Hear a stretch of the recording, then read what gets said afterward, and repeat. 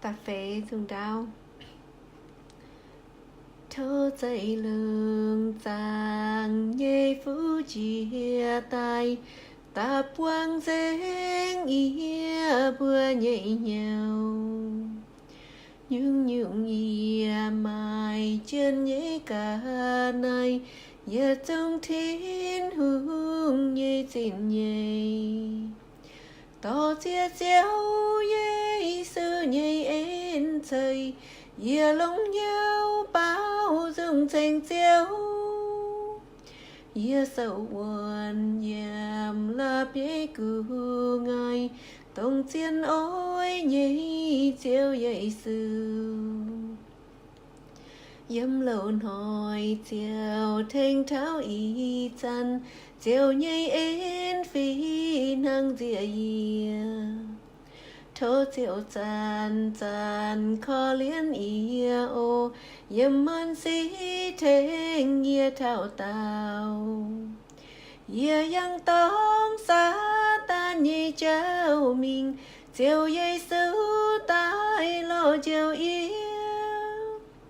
thiên hồng tông nam miên nhĩ con nhuần liều nín dám tai quay chéo ia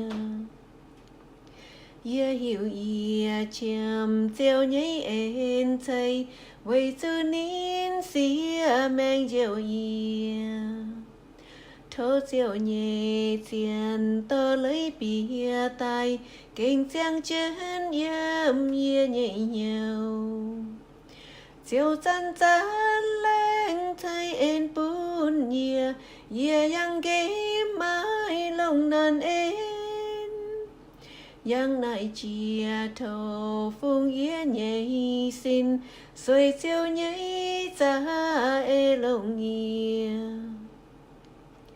sinh tia sinh tòn nhà tháo sinh linh chiều cháu biết to choang say cò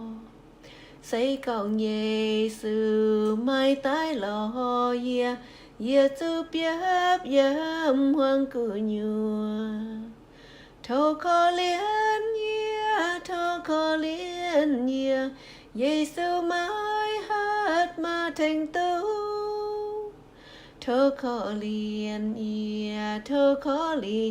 ia ia xin Giêsu